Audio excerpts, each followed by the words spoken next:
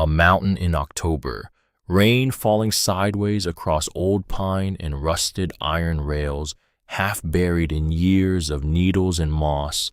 A young woman crosses a timber trestle bridge over a gorge 60 feet above white water, one careful foot at a time, no railing, nothing between her and the drop but intention. She stops, looks down. Under the last section of bridge bolted to the trestle structure, a hatch, wooden, hinged, fitted with an iron ring pull, not accidental, deliberate. She should keep moving. She does not keep moving. She wraps her hands around the ring and pulls. The hatch opens smoothly, the way things open when someone has been maintaining them for years. Below 12 feet down, a faint amber glow rises from the dark, warm, steady, not empty. Someone built this for a woman who did not yet exist. She carefully swings her legs over the edge. The note was 6 words. Your services are no longer needed. That was all, handwritten on the back of a receipt, tucked under the register where she would find it when she came in for her Wednesday shift. 6 words and not one more. The diner manager had not even stayed to watch her read it, which told her something, which told her he had done this before, to someone, to enough someones that he had figured out it was easier not to be there. She stood in the empty diner and read the note twice.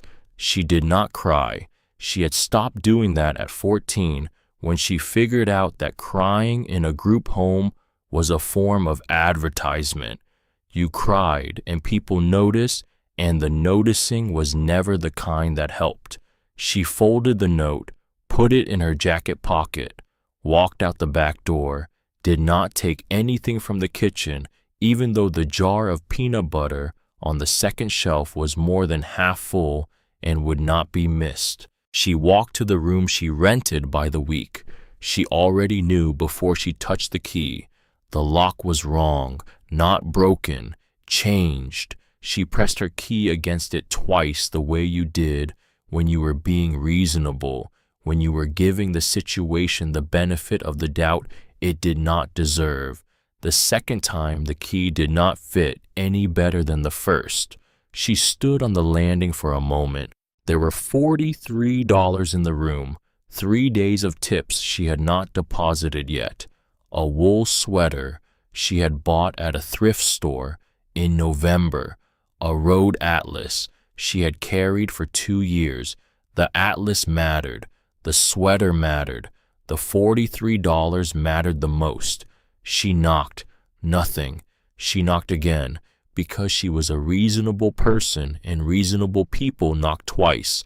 The landlord's car was gone from the lot, so that was that. She went to the sheriff's office, because that was what you did, because she had done it before, and it had not helped before, and she was going again anyway, hoping, which was a thing she was still doing despite the evidence. The deputy was a man in his 40s who had the expression of someone who made a deliberate decision at the start of each shift about how much he would care.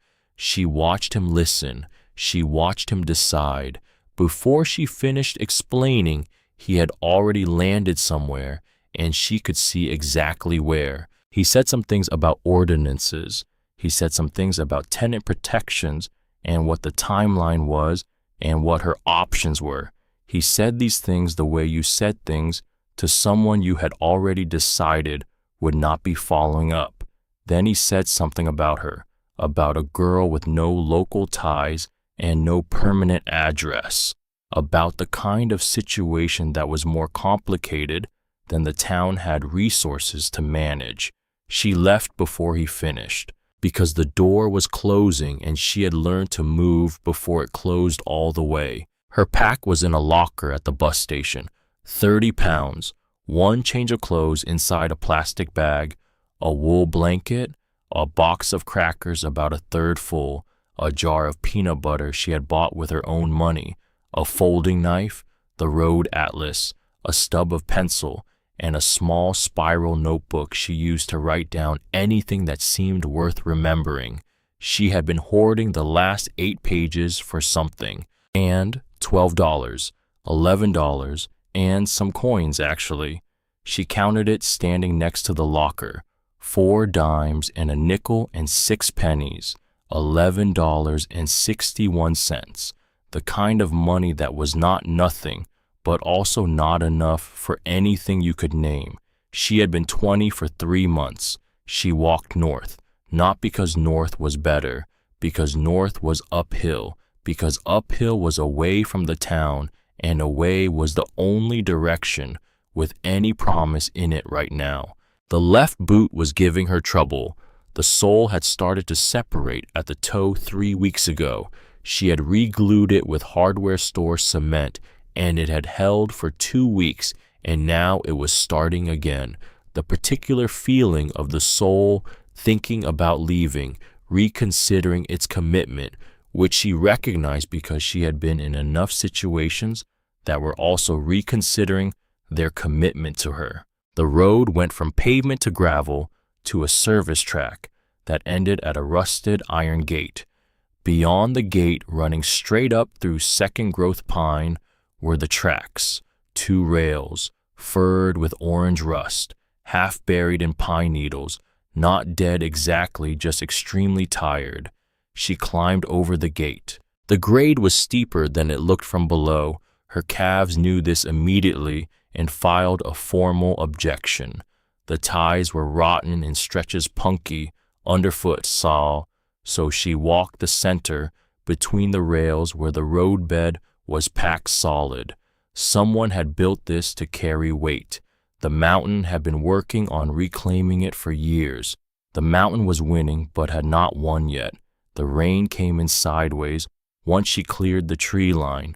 She ate 2 crackers and did not stop to do it. An hour up, the trees pulled back and the gorge opened on her right without warning, 60 feet straight down to white water. The sound of it was serious, not decorative mountain sound, real water doing real work on real rock. She had to lean against the grade to keep her balance when the wind hit her at the lip. Spanning the gorge was a timber trestle bridge, old, the kind of old that had stopped being a description and started being a condition. The timber was dark with mountain weather gray-brown and dense, braced and crossed in patterns she did not know the engineering names for, but understood instinctively as right, as built by someone who understood what force meant, who understood what held. It had no railing, just the ties and the rails and 60 feet of air on both sides.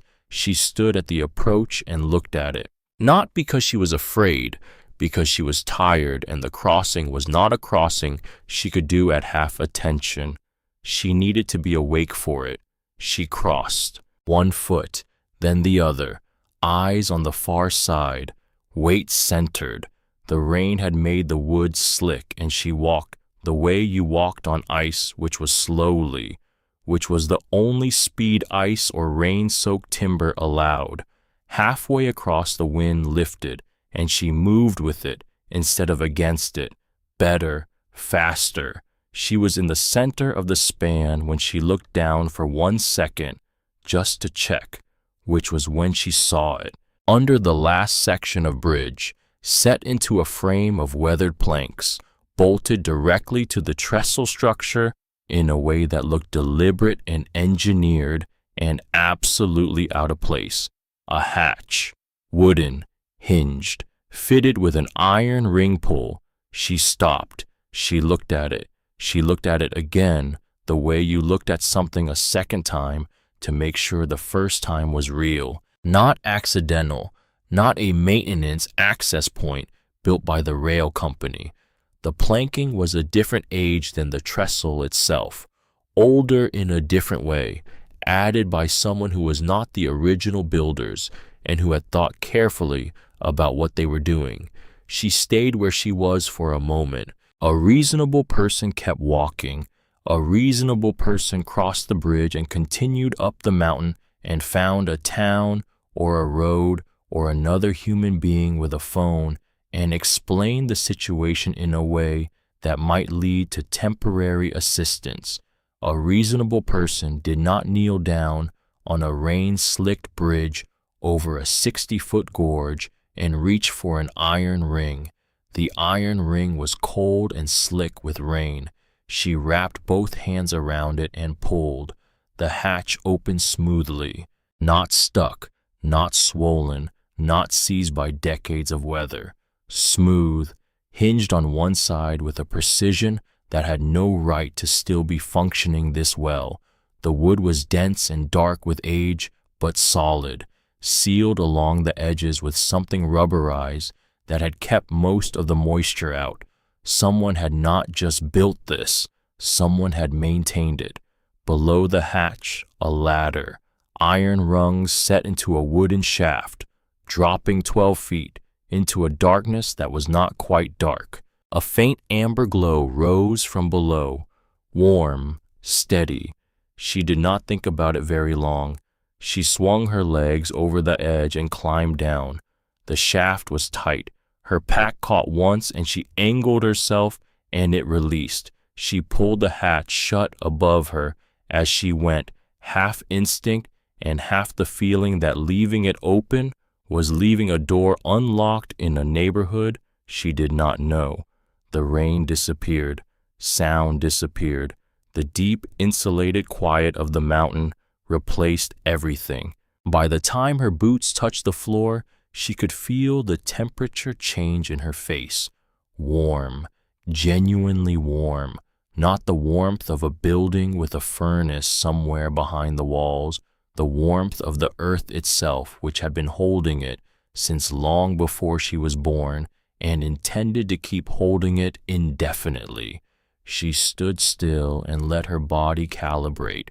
The room was not small. She had expected small.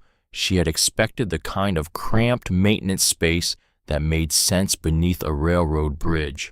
What she got was a room, a real room, 30 feet of it in one direction and 20 feet in the other, and a ceiling high enough to stand fully upright, which she did immediately because she had been bent against the rain for an hour and her back had opinions. Timber walls, heavy planks fitted close and chinked with something that had dried gray and hard. The ceiling the same. The floor was wood sealed with something dark, the planks thick and steady underfoot, without the creak she expected. Along the south wall, a long built-in shelf, sealed tin canisters in a row, a glass oil lamp reservoir, half-full wick trimmed, short and centered, the way a careful person trimmed a wick. The lamp was lit, the amber glow. She crossed to it and held her palm near the glass chimney without touching it. Warm, real warmth from a burning flame. This lamp had been lit recently, hours ago, today. She stepped back and held that information carefully, turned in a slow circle, caught frame against the east wall slats intact, small iron stove against the north wall, pipe vanishing through the ceiling. Beside the stove, a stack of split wood, dry, recent enough that it still smelled of fresh-cut pine, and on the stove a small iron pot. She did not touch it immediately. She stood in the middle of the room and understood this was not abandoned. This was not a ruin or a time capsule. This was a place someone had been this morning. Who? She looked at the hatch above her 12 feet up through the shaft. Closed, silent. She heard nothing through it. No footsteps on the bridge above, no engine, no rain, even though the rain was certainly still happening. She looked at the pot. She lifted the lid. Beans, dried herbs, cooked slowly enough that the liquid had thickened to something substantial. The pot was warm in the way things were warm when someone had set them to simmer and then walked out for an errand. She put the lid back. Not her beans. She would figure out whose beans later. She moved through the room systematically. She was good at assessing spaces quickly. Foster care taught you that. New place every few months for 4 years taught you to read a room in under 2 minutes. What was shared, what was off limits, where the exits were, who held authority over what. The shelves along the south wall held more than the canisters and lamp. Behind them, pushed-back crocks sealed with wax, a coil of copper wire, folded canvas, what looked like seed packets wrapped in cloth and tied with twine. She found the floor hatch in the southeast corner, pressed the board and felt it give on a pivot point. Below, another depth, cold air coming up through it. She held the lamp down through the opening and saw shelves lining the walls, more crocks, sand-packed vegetables, dried things she could not identify at this distance.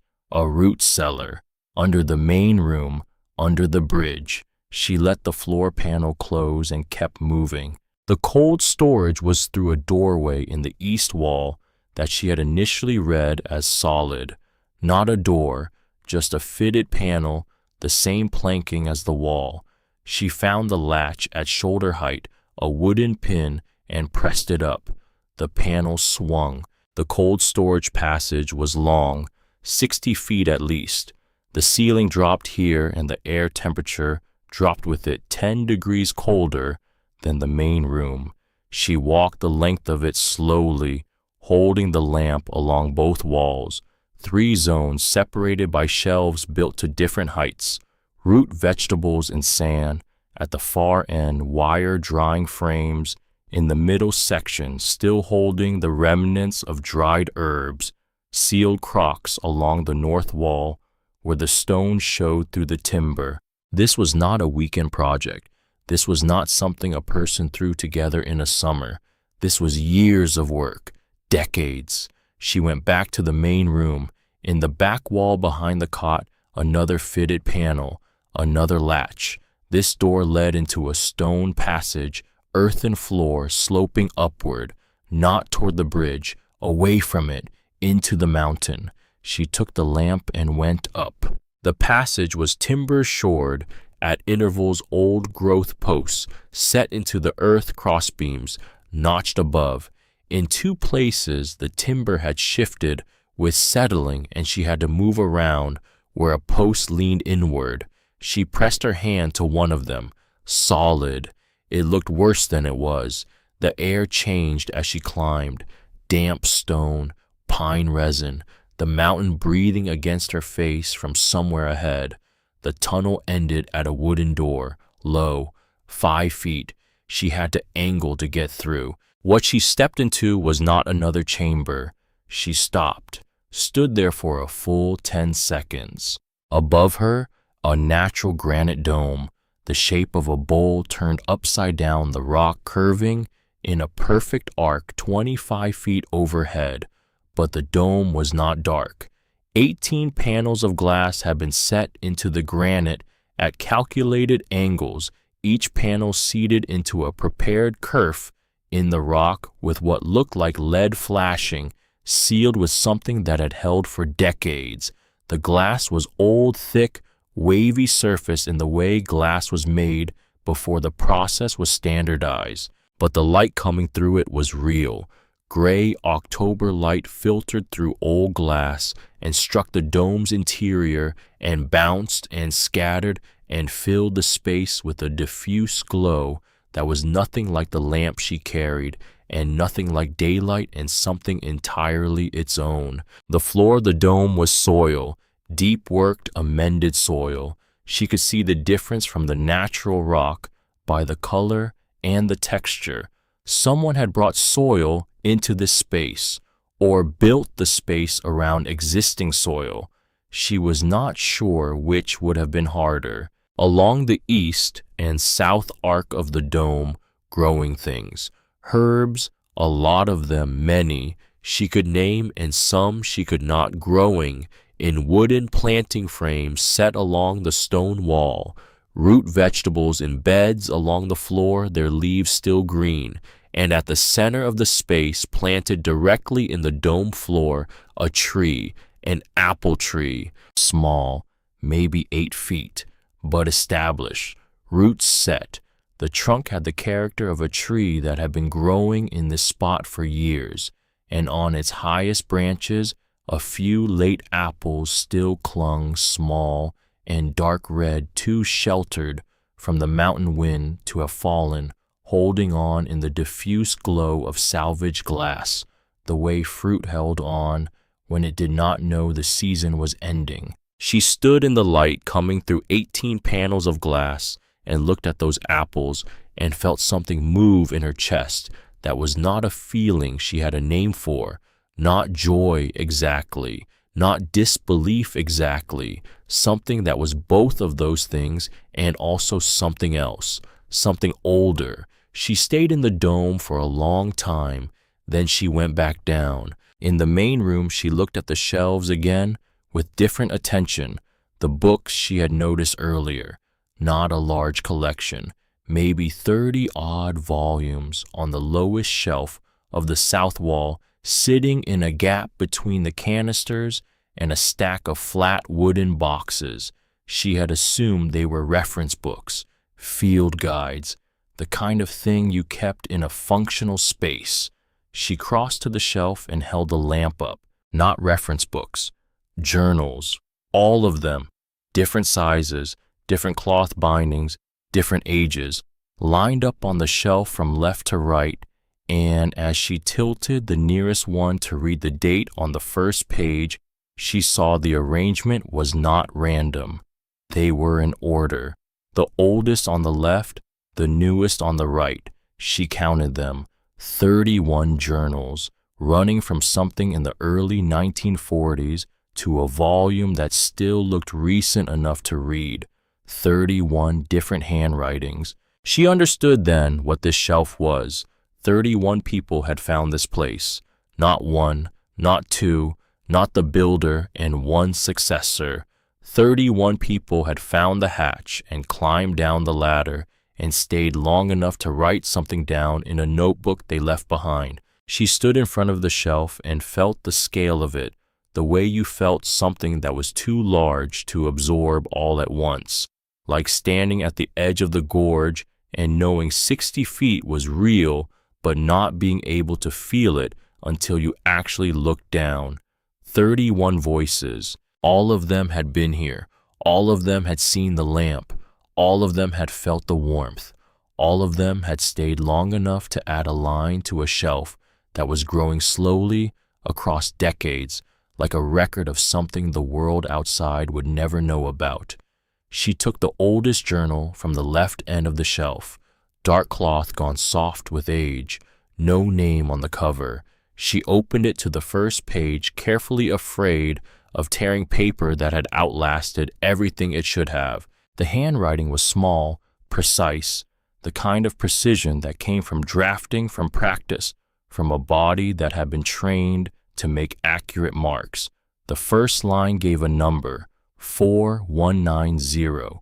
Below that, a single word, ridge. Below that, a date, 1938, not 1941, not something recent, 1938. She had been born 62 years after this page was written. She turned to the second page. The entry was brief, economical, the way someone wrote when they were recording facts, not performing. I came here the same way I come to any site.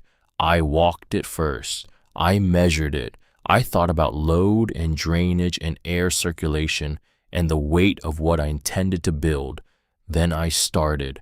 She read it again. Load and drainage and air circulation, the weight of what I intended to build. This was not the journal of someone who had stumbled onto this place like she had. This was the journal of the person who built it. She turned to the third page. My name is Clem Cade. I am a structural engineer, though I have spent the last 7 years doing this work under a different name because no firm will hire a woman to do what I do. I do it anyway. I build under my employer's signature, and I build correctly, and I have learned not to need credit for this. What I need credit cannot give me. I need this place. She stopped reading. She read those last four words again. I need this place. Not I found this place. Not I claimed this place. Not I built this place for myself. I need this place. The difference between those things was everything. She could feel the difference the way you felt, temperature. The builder of this dome, of these chambers, of the cold storage passage, and the root cellar, and the 18 panels of glass set into granite overhead, the builder was a woman who had spent 7 years working under someone else's name, who had walked this ridge the way she walked any site, who had measured and thought and started. Clem Cade, structural engineer, unnamed in every building she had ever built, who had come here and built something that would last under her own name. She sat on the cot with the lamp beside her and the journal in both hands and read. Clem's entries were dated only by season, not by month or day. She had stopped measuring time by calendar, the way you stopped measuring distance in steps once you were moving through a project. Time became material. Time became what the stone allowed and what the frost permitted and what the load calculations required. The first 3 seasons were excavation, alone, with tools she had listed in the margins, cold chisels, a hand drill, salvaged timber from a rail trestle repair she had quietly arranged to be assigned to, iron brackets ordered through a hardware supplier, 2 counties over listed in the ledger as agricultural fencing hardware, everything accounted for, everything deniable. She had found the granite dome by accident in the second summer, had pulled back a section of loose shale on the upper slope looking for drainage lines, and found instead a natural cavity in the rock domed, sealed on top by a shelf of granite that had formed a perfect ceiling. She had written about it in a single paragraph that was the most restrained piece of writing in the journal. Found the upper chamber today. I had not anticipated it, and I was not prepared for it. I sat inside for an hour. I think this is why I am here. That was all. Below it, 1 line, I think this is where the light goes. She set the journal down on her knee and looked at the ceiling above her.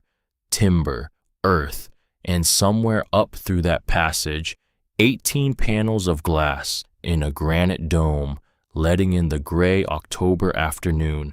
She picked the journal back up. She read until the lamp began to show the flicker that meant the reservoir was getting low. She did not read all of it. There was too much, but she read enough to understand the shape of what Clem Cade had built and why and when and how long it had taken. 16 years, from 1938 to 1954, 16 years of coming to this mountain in the seasons when the work allowed, building downward first, then upward, the main chamber and the cold storage and the root cellar below, then the stone passage and the dome, then the glass panels, which had been the hardest thing. She had written about sourcing 18 panels of old glass from a demolished factory 2 states over, transporting them, wrapped in canvas, in the bed of a truck she borrowed under a pretext she did not name. Installing each one in prepared slots, she had chiseled into the granite, a process she spent 3 winters, completing 1 panel at a time. She had not built it alone exactly. She had built it without help, which was different. Alone implied no resources. She had resources. She had training that had taken 15 years to acquire. She had access to materials through her professional work. She had the problem-solving capacity of someone who had designed load-bearing structures under conditions that would have been difficult even with a team. What she had not had was anyone to help carry the stone, so she carried it herself. The entry for the final year was different from the rest, shorter, more compressed, as if by 1954 the writing was not for recording facts, but for completing something. The dome produces food now in all 4 seasons, with attention to the glass angles and the planting calendar I've developed. The root cellar has held through 3 hard winters without loss. The cold storage passage maintains the temperature differential I calculated. Everything I design works as I intended. Below that, I am not sure I will come back after this season. My reasons are my own, but I want whoever comes next to know the cellar key is under the stone at the base of the eastern shelf. The glass panels need checking after hard winters.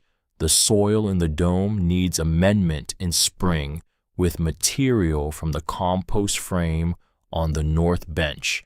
And then on the last page that held writing, "If you are here, you found the hatch by accident. You were crossing the bridge and you looked down at the right moment and something made you reach for the ring. That is how I found the fissure in the granite. I was looking for drainage and I found something I had not planned for. Some things cannot be planned.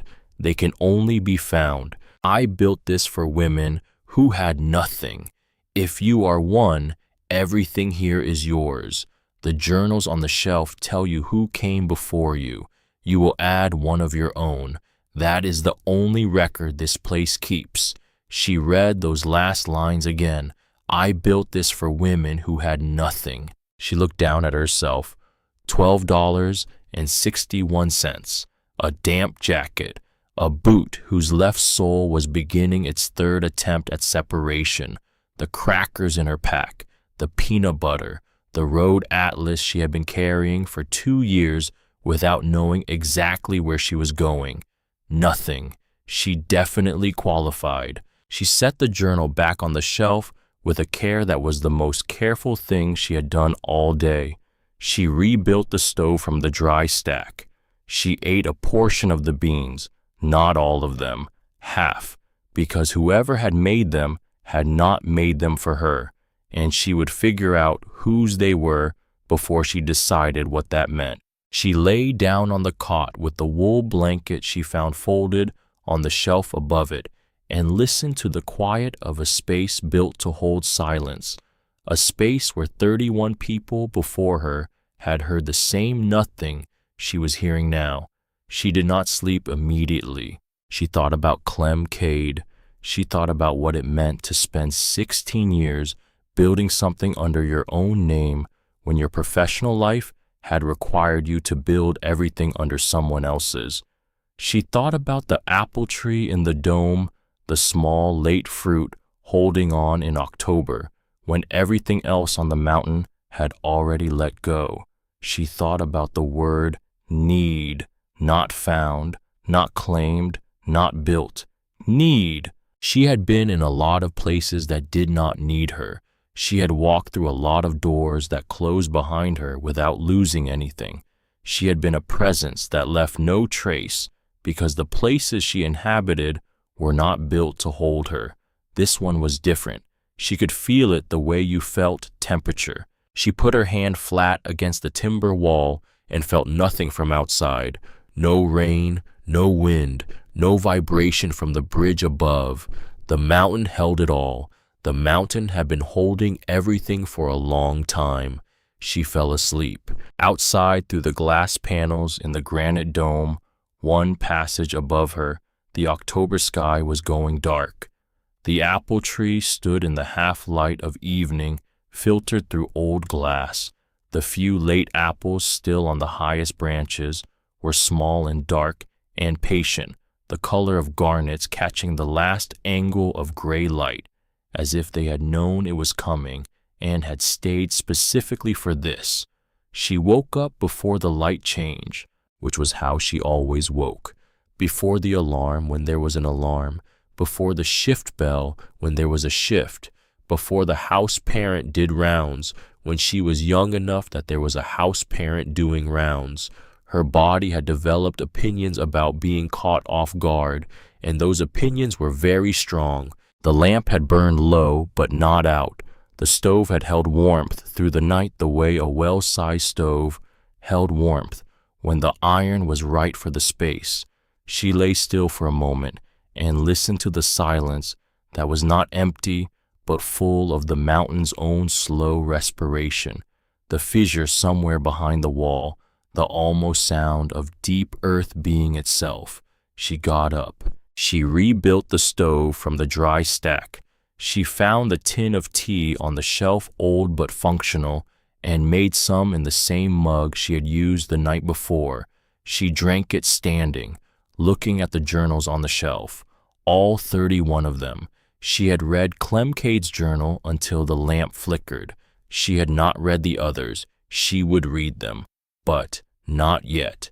First, she wanted to see the rest. She went back to the southeast corner and opened the root cellar hatch. This time she took the ladder down properly instead of just holding the lamp through the opening.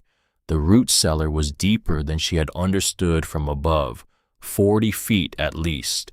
The shelves ran 3 walls, and the temperature was engineered, not accidental. 2 drainage channels in the floor moved air from a fissure at the bottom toward a vent she could not see. The crocks on the shelves were labeled in a handwriting she did not recognize from Clem's. Newer, beets, carrots, dried apple, dried pear, pickled something in large, sealed jars along the lowest shelf. Not Clem's handwriting, someone else's, one of the 31. She climbed back up. She went through the cold storage passage and up the stone tunnel and through the low door into the dome. In daylight, the dome was different again. The light coming through the 18 panels was harder now, the October sun at a low angle that sent shafts through the glass at steep degrees, catching the dust in the air and making visible things you would have missed in diffuse light. The apple tree stood in the center shaft and threw a shadow on the dome floor that moved slowly across the stone as the morning progressed. She watched it for a minute. The movement was so slow it should not have been perceptible, but it was. The way you could see the minute hand of a clock move if you stared long enough. Time made visible. In the dome, she took stock of what was growing with the attention of someone who had worked one season in an orchard and knew the difference between what was decorative and what was producing. The herbs in the wooden frames were mostly in second growth, cut back recently and regrowing from the roots. Thyme, sage, oregano, several she could not name by sight, but recognized by smell. The root beds held beets and turnips and parsnips, their leaves still healthy. The apple tree had put on some new growth at the tips of the south-facing branches, tight green leaf buds forming weeks ahead of any outdoor tree she had seen at this elevation. The dome ran on its own calendar. Clem had made sure of that. She found the door on the north side of the dome that led upward, not through a tunnel this time, up a stone ramp that had been chipped into the granite shallow treads, steep but manageable. It brought her out through a narrow fissure in the rock face that was screened from outside view by a stand of pine growing close against the cliff. She emerged onto the mountain, and she stopped, because the view from here was not what she expected. Below her, the ridge fell away in a series of terraced shelves, 3 of them, set into the natural topography of the slope at elevations that caught maximum southern sun. Each terrace may be 50 feet wide and twice as long, and on each terrace trees, not 11 trees, not the modest, productive orchard the journals had suggested. Trees. She counted as far as she could see and stopped counting at 70 because the upper terrace curved behind a rock outcrop and she could not see what was on the far side, but she could see enough. Apple varieties she could identify from the leaf shape and the growth pattern. Pear trees along the cliff-facing edge where the drainage was different, what looked like 3 or 4 quince trees At the far end of the lowest bench, berry canes in rows along the slope between the terraces. A gravity-fed water system moved between the benches, the main line set into the stone above the upper terrace and dividing into 3 distributaries that ran along the head of each bench in channels carved from the rock, fitted with small adjustable gates made from iron that had gone the dark color of old rust but still functioned. She pressed one of the gates and felt it move in its channel, still working, still doing the thing it was built to do. She stood on the upper bench and looked down the slope and tried to understand what one person had built here over 16 years. What kind of mind had looked at this ridge and seen not a mountain but a system, not obstacles but conditions, not limitations but variables to be solved. She worked the benches for 2 hours. She was not sure why she started. She just found herself moving along the lower terrace with a purpose she had not consciously decided on, clearing fallen debris from the irrigation channels, pressing the bark of the trees the way she had learned to press bark, checking for the wrong kind of give. Most of the trees were healthy. A few needed attention she could not give today. She noted them the way she noted things she intended to come back to. By mid-morning, she was back in the main chamber, eating crackers and peanut butter and reading the second journal from the left end of the shelf. This one was from 1943. The handwriting was large and slightly erratic, the writing of someone not accustomed to writing frequently, but doing it anyway because they needed somewhere for the words to go.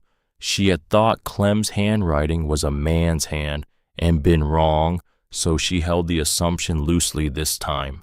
The writer had found the hatch the same way she had, looking down from the bridge in February, in snow half frozen. They had stayed 11 days. They had left because they had to.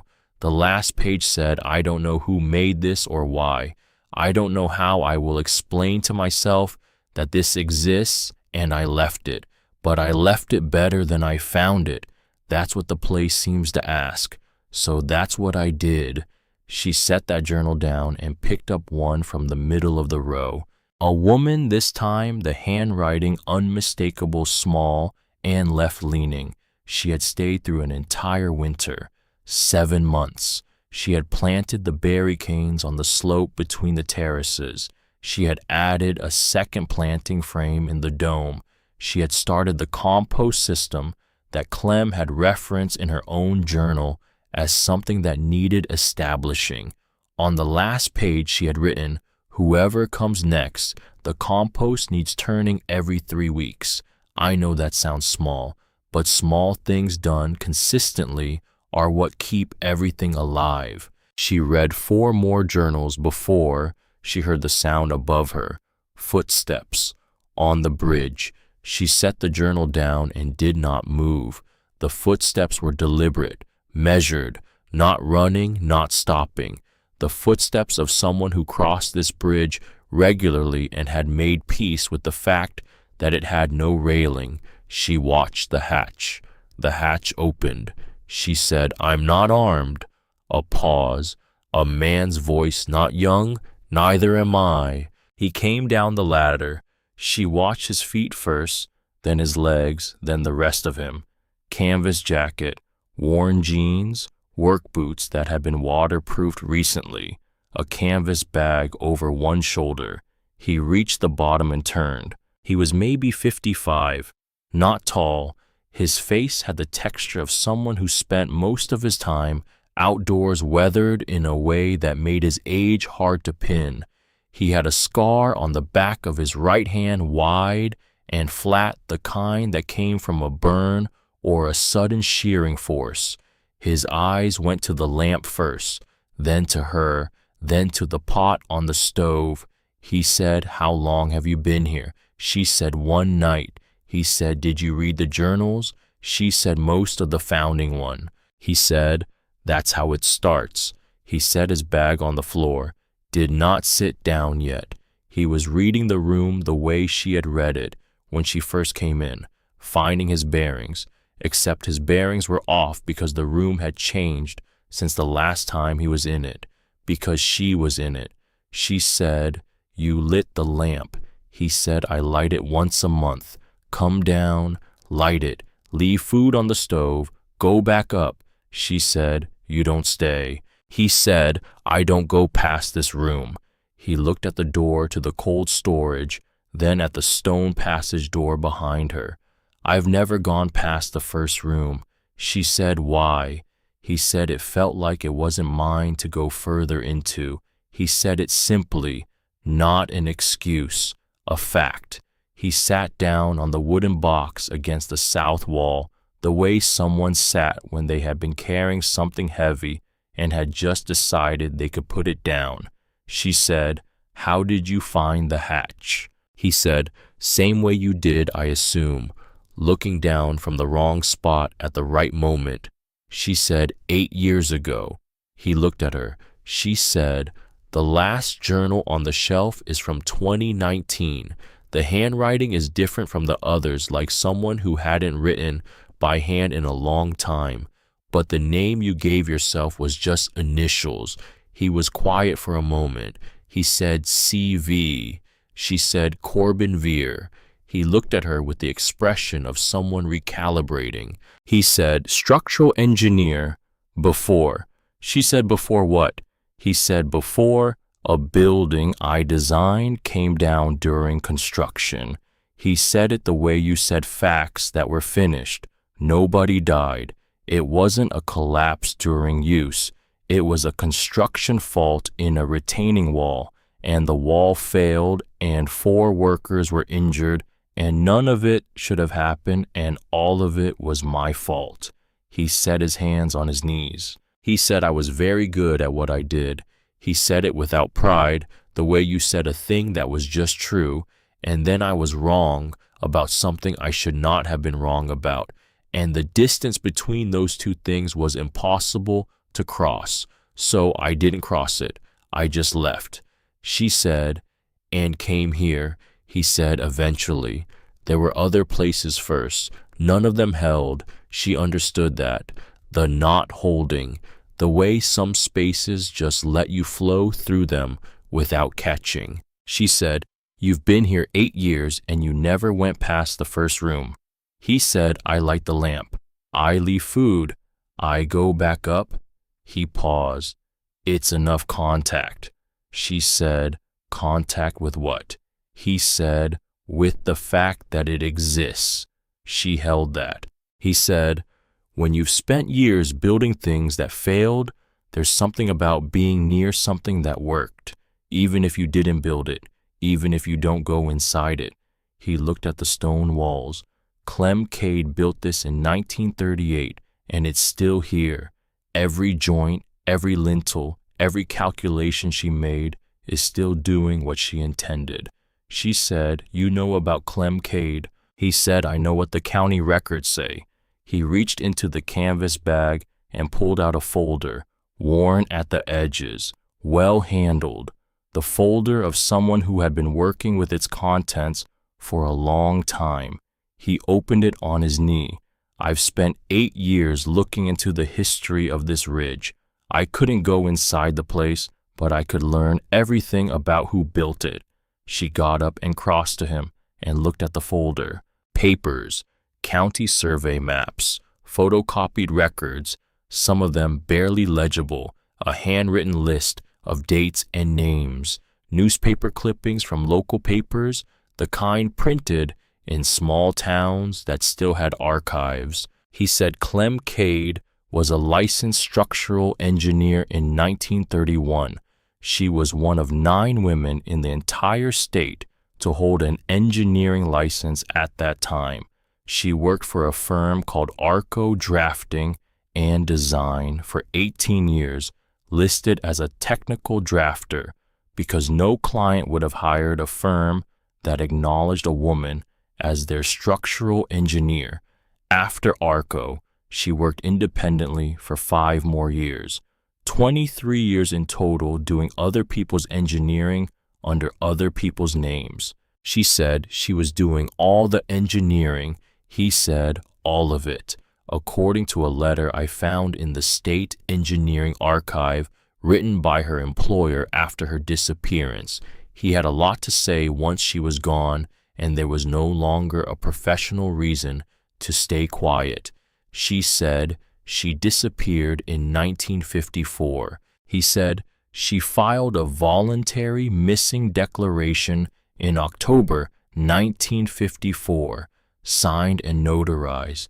It said she was of sound mind and was removing herself from contact with the public record by her own choice and asked that no search be conducted. The sheriff at the time accepted it. He filed it and closed the inquiry.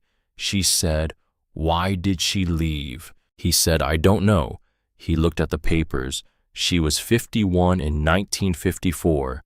She had been doing other people's work under other people's names for 23 years. He paused. "I have theories, but I don't know." He was quiet.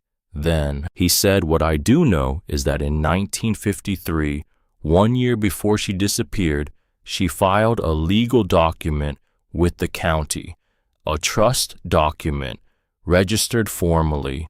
I found a reference to it in a secondary record, a note made in the margin of a land survey from 1961 that mentioned a prior trust filing on the ridge. But I could not find the actual document." She said, "Why not?" He said, "The county records from 1945 through 1960 were partially destroyed in a flood in 1967. The original filing was in that range. The county has no copy." She said, "So the document exists, but there's no record of it." He said, "There's a reference to it and nothing else." He closed the folder, which means whatever it said, whatever it established, it's effectively invisible. Unless, she said it before she finished thinking it, unless the original copy still exists somewhere else. He looked at her. She looked at the walls. She said she built something that worked. Every joint, every lintel, every calculation. She said, "You think she'd file the most important document she ever wrote and only keep one copy in a county office?" He was quiet. She said, "No, she kept a copy." She stood up. She said she was a structural engineer. She built things to outlast herself. He said, "If there's a copy, where would she have put it?" She thought about the founding journal, the way it had been written, economical, precise, the way you wrote when you were recording facts without redundancy, the way every element of the compound had a purpose and every purpose had a backup. She thought about what the journal had said at the end. "I want whoever comes next to know," and then specific instructions for maintenance, for the glass, for the soil. She said the journal ends with her saying, "The place is for women who had nothing," and then it ends. But she wrote something in the journal about cornerstones.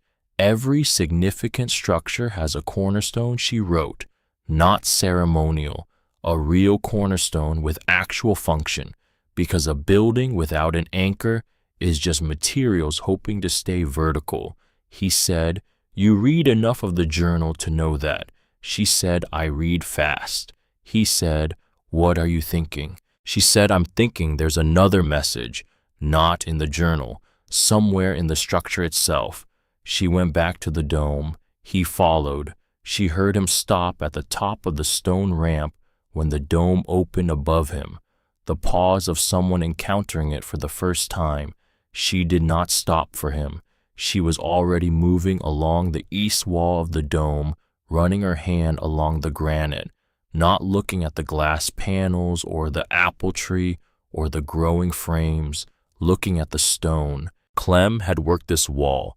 The chisel marks were deliberate along the section where the glass panels were seated, systematic, the marks of an engineer working with intention. But there was another section of the east wall lower, below the panels, where the chiseling was different, the same precision but a different purpose, not fitting glass, fitting something else. She crouched. She ran her fingers along the lower wall at knee height. The October afternoon light was hitting the dome at an angle that struck the east face in a way that would not have been visible in the morning. Low, raking, the kind of light that made surface texture visible that flat light erased. She saw the seam, a rectangle, roughly 6 inches by 4, cut into the granite with a patience that was almost indistinguishable from the natural variation of the rock face. Almost, but the corners were too right-angled, the depth too consistent. The edges had the mark of a narrow-bladed tool used with control. She pressed the center of the rectangle and felt it give slightly. Not a hinge, a friction fit, designed to hold against casual pressure, but yield to deliberate pressure at the right point. She pressed harder. The stone piece moved inward, then tilted. Then she was able to get her fingers around the edge and draw it out. Behind it, a cavity in the rock, maybe 8 inches deep, wide enough for what was inside. A tin capsule, cylindrical, the kind used for waterproofing important papers in situations where you could not guarantee the environment. Old-fashioned but entirely functional. The lid had been sealed with wax that had yellowed and cracked at the edges with age but held. She looked at it for a long moment. He said from the top of the ramp, "What did you find?" She said, "I'm not sure yet." She carried it to the growing light coming through the south panels and turned it over in her hands. The exterior surface had writing, scratched into the metal itself with something sharp. She tilted it until the angle was right. It said, "For the woman who has gone all the way in." She ran her thumb across the words. All the way in. She had gone all the way in. She opened the wax seal with the blade of her folding knife working carefully at the edge without forcing it. The wax came away in pieces. The lid turned with a slight resistance and then released. Inside a single folded sheet of paper, heavy paper built for longevity. It had been folded and sealed with a second wax bead inside the capsule. She broke that seal and unfolded it. The handwriting was Clem's, smaller than the journal entries compressed, as if she were fitting everything necessary into as little space as possible. She read, "This is for the woman who has seen all 5 spaces, who has gone to the dome and found the east wall and opened this. I finished fitting the dome in 1947 and built this cavity at the same time and sealed it in 1953 when I had the thing to put in it. If you are reading this, you are determined. I said that in the journal. I meant it. Here is what I need you to know. In 1953, I established a legal trust with the county of this ridge. It protects this land. It specifies who may use it and for what purpose and on what terms. The county copy of that document no longer exists. I learned in 1960 from a friend in the records office that the flood had taken it. By then, I was already gone, and it did not matter in the way it once had. But I kept a copy. A copy of that document is inside the northeast cornerstone of the main chamber, 3rd course of stone from the floor, the stone that is slightly lighter in color than those around it. You will need to remove it carefully. The document is wrapped in oilskin and will be intact. You are the reason I put it there, not you specifically. I did not know you, but I knew you would come. I always knew someone would come. Read the document. Understand what it establishes. The land is protected. What happens next is up to you. You went all the way in. That tells me everything I need to know about who you are." She folded the paper. She held it in both hands and looked at the apple tree in the center of the dome. The small late fruit on the high branches caught the afternoon light, dark red and patient, holding on past what the season required, not performing, not decorating, just doing what they were doing in the conditions they had been given. He said from the ramp, "What does it say?" She said, "There's a document hidden in the main chamber, a cornerstone." He said, "What kind of document?" She said, "I think the kind that explains why you couldn't find the trust in the county records." She stood up. She carried the tin capsule and the folded paper back down through the stone passage through the cold storage into the main room. She stood in the center of it and looked at the northeast wall, stone in the lower section.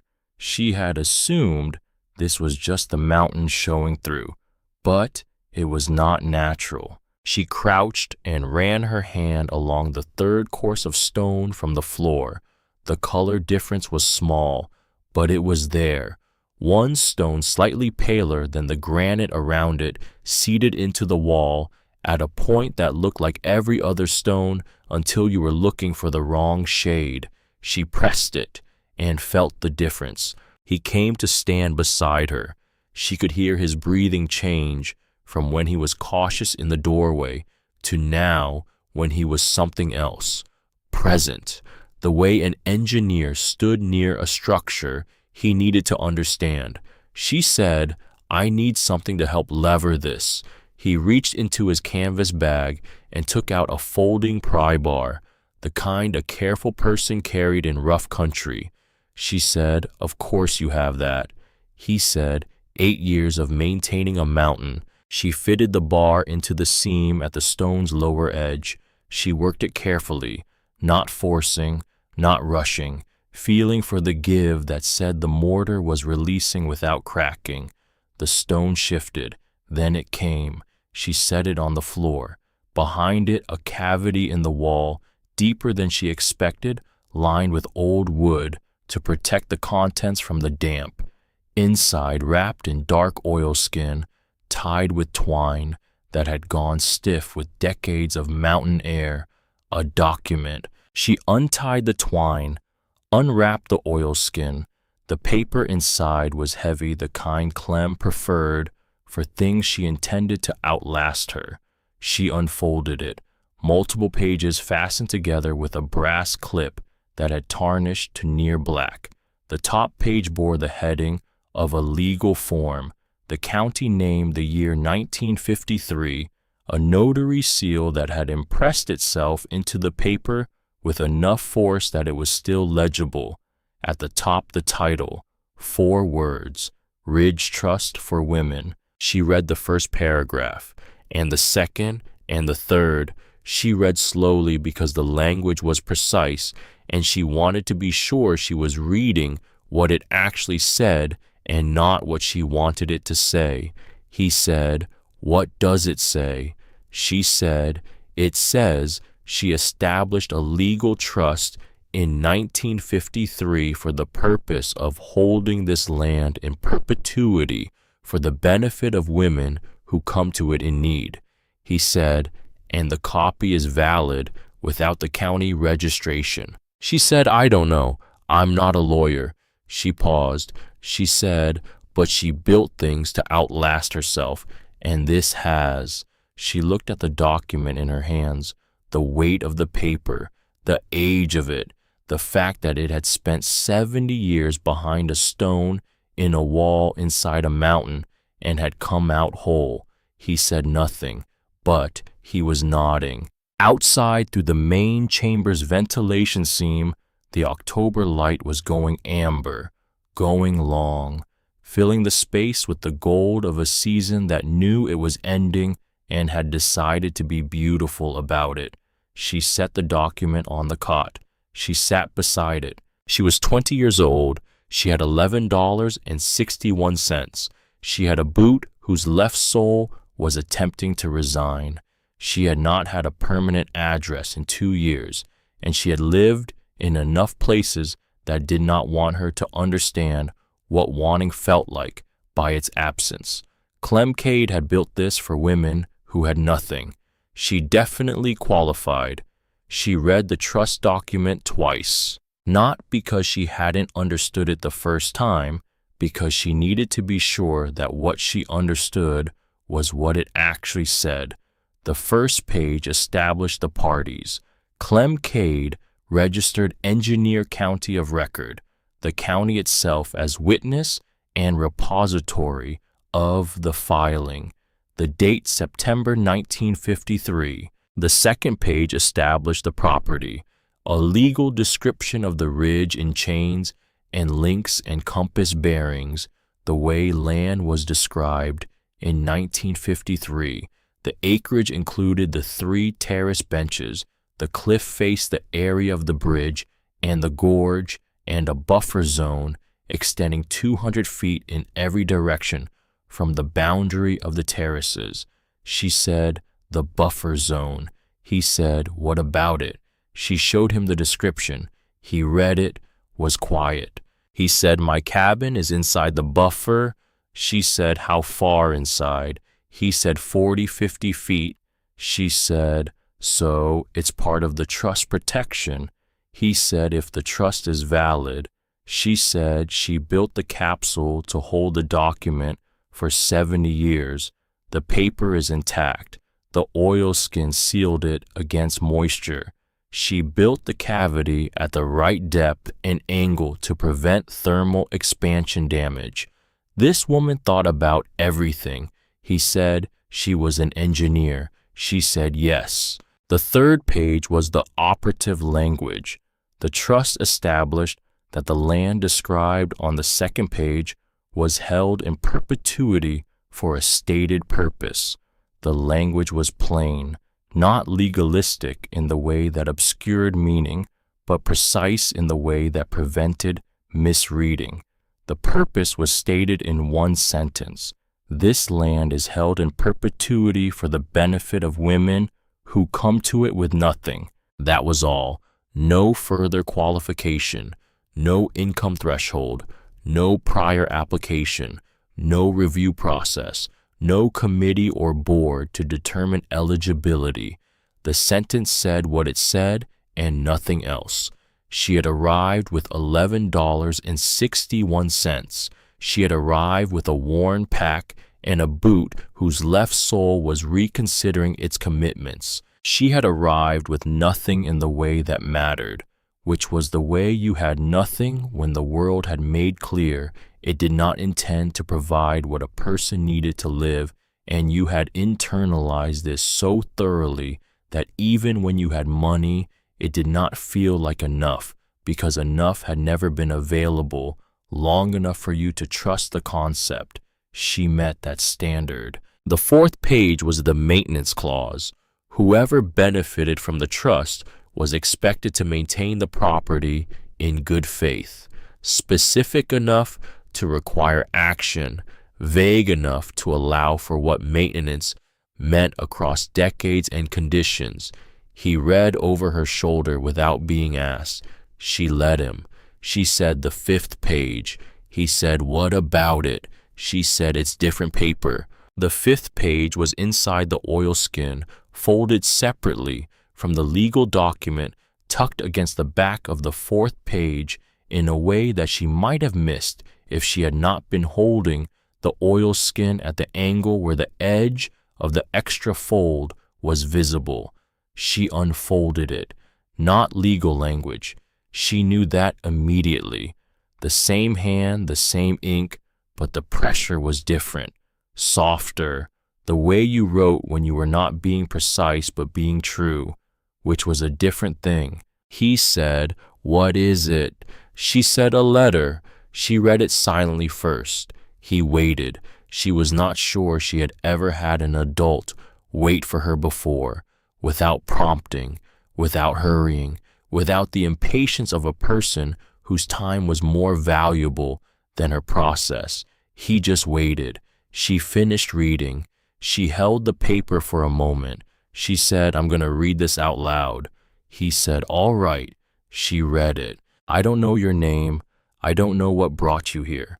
I don't know the year or the season or what the mountain looked like when you climbed it. I don't know what you left behind or what left you, but I know this: you went all the way in. You found the hatch and you came down and you read the journals and you went up the passage and through the dome and you found the capsule in the east wall. You did not stop at the first room. That is not what desperate people do. Desperate people stop when they find shelter. They stop when they find warmth. They stop when they find enough. You kept going.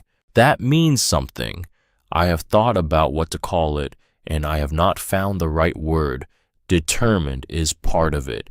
Curious is part of it. Something that does not stop at enough because it has learned through experience that enough is a temporary condition, and so it keeps moving past enough towards something it does not yet have a name for. I built this for that part of you, not only for the desperation, though I understand it, and I built for that too. I mean the part that kept going past the first room, past the second, up the passage, into the dome. I built the dome for you. I set the glass panels at the angles I spent 3 winters calculating for you. I planted the apple tree for you. I did not know you would be the one to come. I did not know your face or your age or the shape of the trouble that brought you here, but I knew you would come. I always knew. Because I am an engineer and I understand load. I understand that the world puts weight on certain kinds of people in a concentrated way. Those people need somewhere the load can be set down for a while. They need a place that was built correctly, that will hold. This is that place. I am sorry I cannot be here to meet you. I would have liked to. I think I would have recognized you. Everything here is yours, not as ownership, which is a legal category, as belonging, which is a condition of the heart. I hope you find the document in the cornerstone. It will give you the first, but the second was always already yours. The moment you came through the hatch, you went all the way in. That tells me everything I needed to know. Welcome home. Clem Cade, 1953. She stopped reading. The room was very quiet. The stove ticked, the way iron ticked when it held heat. The lamp burned without drama. Outside, through the ventilation seam, the mountain was doing what mountains did in late October afternoons, which was nothing in particular and everything at once. He did not say anything for a long time. She did not need him to. She folded the letter carefully along the original creases, the way you refolded something that had waited 70 years and deserved to be returned to its shape correctly. He said, "She wrote that in 1953. She said, yes. He said, you were not born yet. She said, by about 40 years. He said she wrote for someone who did not exist yet. She said she knew they would. He was quiet again. He said, that's what I couldn't do. She looked at him. He said, when I was designing structures, I was always building for the people who would use them. I thought I understood what that meant. I had models and load calculations and safety margins. He was looking at his right hand, at the scar. He said, except I missed something, and the wall came down. And after that, I couldn't build for anyone because I had stopped trusting that what I built would hold. He looked at the walls. He said Clem built for someone she had never met and would never meet, and what she built held for 70 years. He was quiet. I've been coming here for 8 years to be near the fact that it was possible, to be near the evidence that someone got it right. She said, you can go all the way in now. He looked at her. She said, you don't have to stand at the entrance anymore. She said it without softness, but also without cruelty. Just the fact of it. You've been maintaining the lamp for 8 years. You can go the rest of the way. He did not answer, but he did not disagree. She gave him space to sit with it. She said, we need to do something about the county survey. He said, yes. She said, The trust document gives us standing to request a heritage review. The agricultural use is continuous and documented.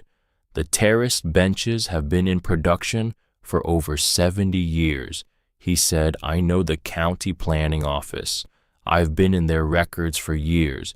She said, can you make the case? He said, with that document, yes. Without it, I had a reference to a filing that no longer existed. With the original, I have the filing itself. She said, tomorrow. He said, tomorrow.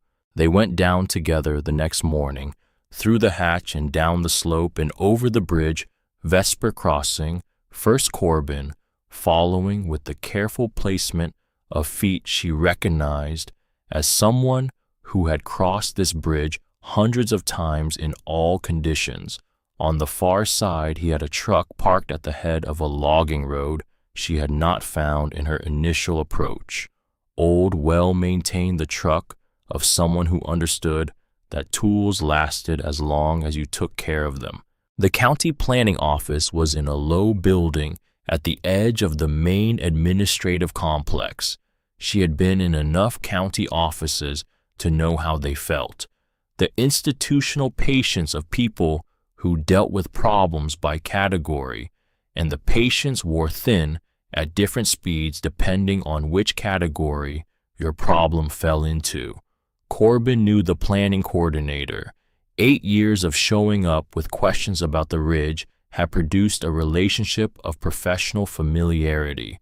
They were seen within 20 minutes. The woman across the desk was in her 50s. She looked at the trust document with the attention of someone who had seen a lot of documents and could tell immediately whether a thing was real.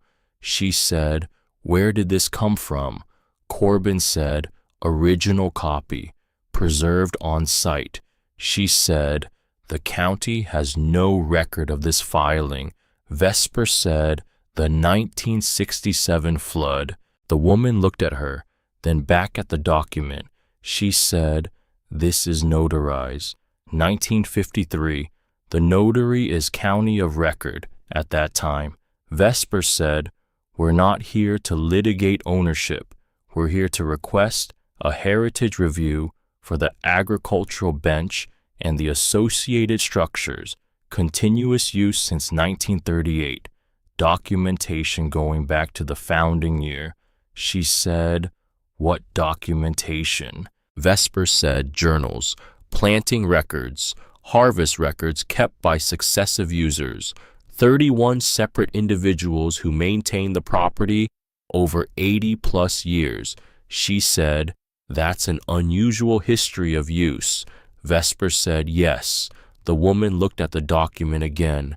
She said, "The trust language is clear about perpetual use for a stated purpose."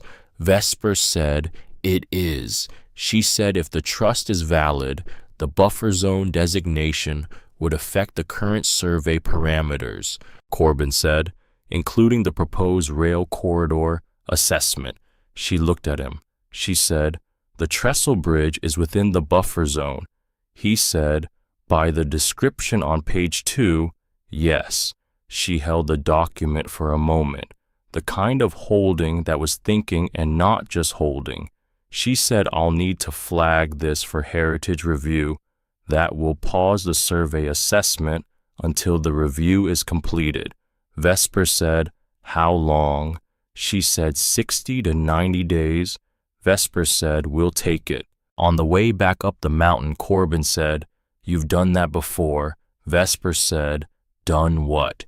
He said, "Walked into an office and asked for exactly what you needed. Not what you wanted, not what you hoped for, what was actually available." She said, "Foster care teaches you to identify the decision maker in the room and ask for the thing they have authority to give." He said, "That's efficient." She said, "It's survival." He said, "Nothing for a section of the grade." He said, "I never learned to do that. I always tried to give them more than they asked for, more analysis, more detail, more assurance." She said, "Did it work?" He said, "Until it didn't." They climbed. At the bridge, he stopped and looked at the underside of the last section of decking.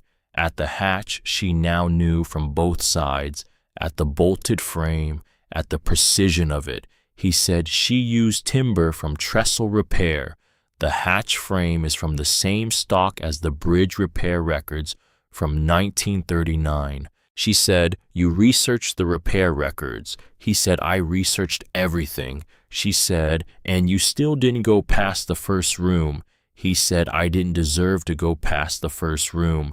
She looked at him. She said, "That's not how it works." He said, "What do you mean?" She said, "The letter doesn't say anything about deserving. The document doesn't say anything about deserving. You come with nothing and you go all the way in. That's the criterion." He said, "I'm not a woman who came with nothing." She said, "No, but she left those journals for a reason. She left the lamp to be lit for a reason. You've been doing that for 8 years. She said, "That's going all the way in by a different path." He held that. He crossed the bridge. They spent 4 days working together on the compound. Not by agreement exactly, by the logic of what needed doing and who was there to do it. Corbin knew the mountain. He had been living on its lower slopes for 8 years and had learned its drainage patterns and its frost lines and where the exposed stone held heat and where it let it go. Vesper knew the compound. She had been reading the journals and the founding entries, and she understood the system in a way that Corbin, who had never gone past the first room, could not have known. Together they were more useful than either was alone. He showed her how the upper terrace irrigation gate worked when the connecting line was partially blocked, which it was. He showed her where the cistern overflow had been redirected at some point in the 1980s by someone whose solution had held but could be improved. He showed her the section of the trail from the logging road that was starting to show erosion damage and how to address it with materials already present on the slope. She showed him the dome. He stood in it for a long time. She gave him the space he needed. She went to the far end and checked the growing frames and waited. When she looked back, he was standing at the base of the apple tree with one hand on the trunk, not examining it, just touching it. The way you touch something you had known was real for 8 years without having been able to touch it. He said, "The glass angles." She said, "What about them?" He said, "They're calculated for the winter solstice sun.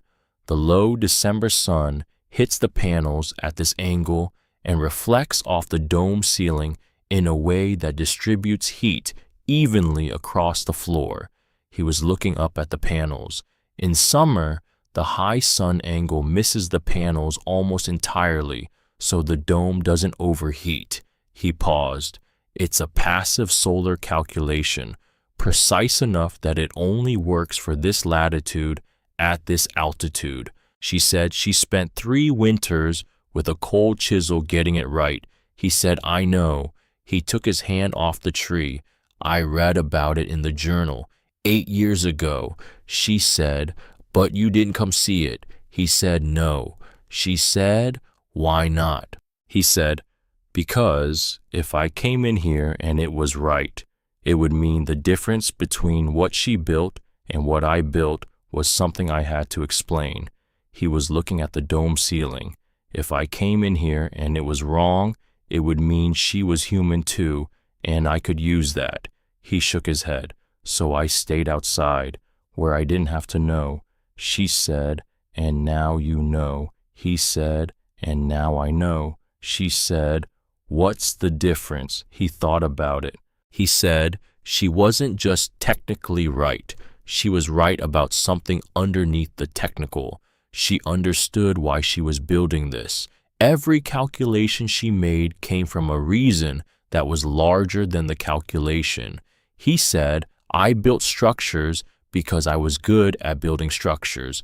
I was solving engineering problems because the problems were interesting." He paused. I wasn't building for anyone the way she was building for anyone. She said, the wall came down. He said, the wall came down, and I couldn't go back because there was nothing to go back to. He said, but she built for someone who didn't exist yet, and the building held, and you're here. He said it like a fact he was testing to see if it was real. She said, I'm here. He looked at her. He said the journal, the one she wrote about the dome. She said she thought this was why she was here. She came looking for drainage and she found a dome. And she said she thought that was where the light goes. He said, I've been thinking about that for 8 years. She said, what do you think it means? He said, I think she meant that there are things you find by looking for something else, and the things you find are more important than what you were looking for. He looked at the tree. He said, she came here to hide. That's what I thought for years. Engineer, unnamed, invisible in her own work, came to this mountain and built a hiding place. He said, but the dome isn't a hiding place. You don't put 18 glass panels in a dome you're hiding in. You put them there because you want the light to come in. She had not thought about it quite that way. He said she wasn't hiding. She was building somewhere she could be visible on her own terms.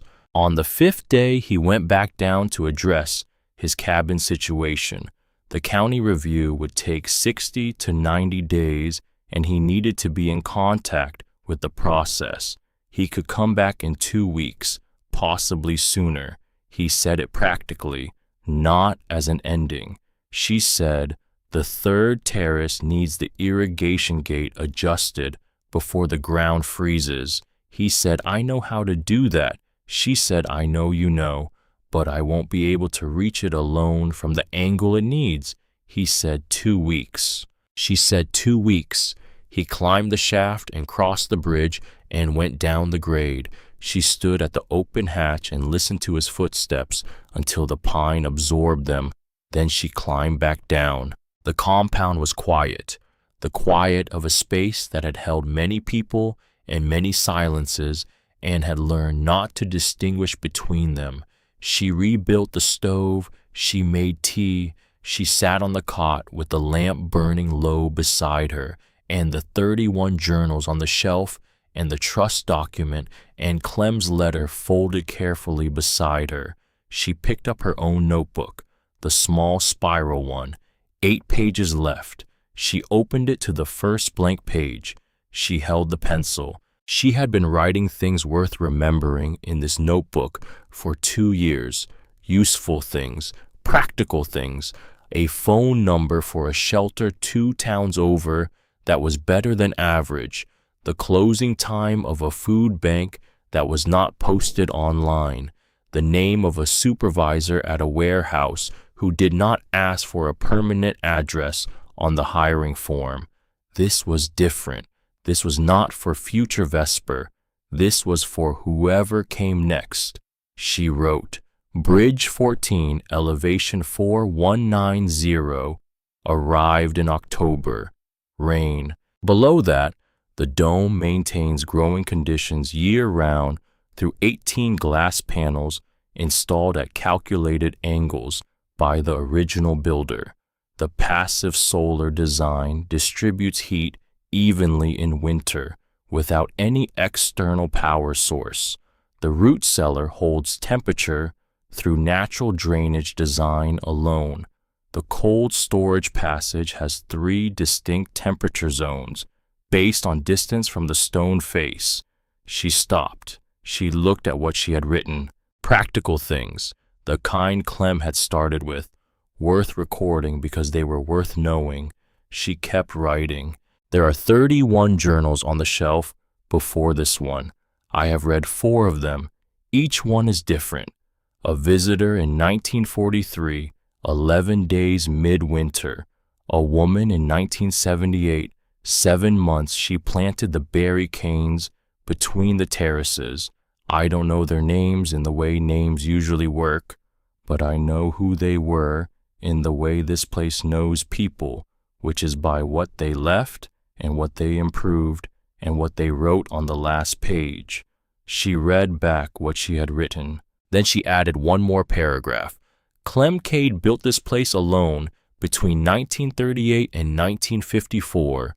She was a structural engineer who spent 23 years doing her work under other people's names because the world at that time was not prepared to acknowledge that she could do what she did.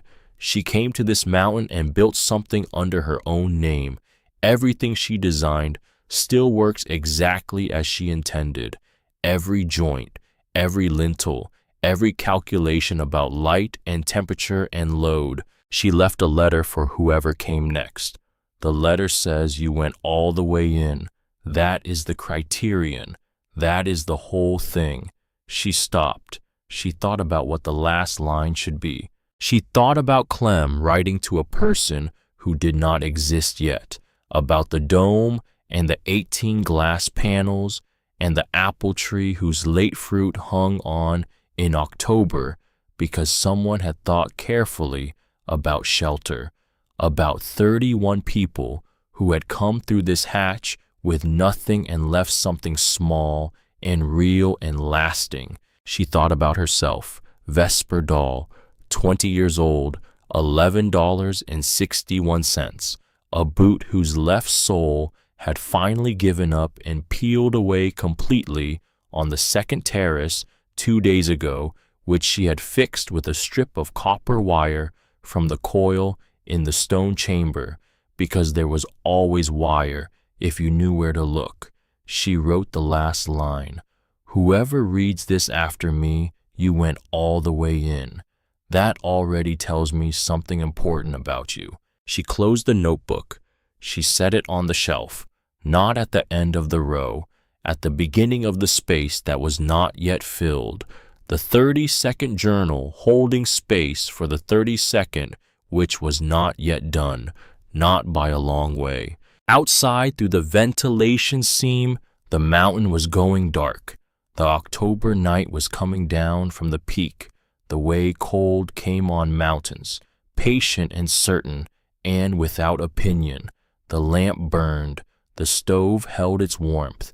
In the dome above the apple tree stood in the dark, its few late fruits holding on through the night, the way they held through every night, not because they were told to, but because the conditions were right, because someone had thought carefully about what they needed and had built those conditions one season at a time, over 16 years for a person they did not know yet. The lamp burned. Vesper stayed.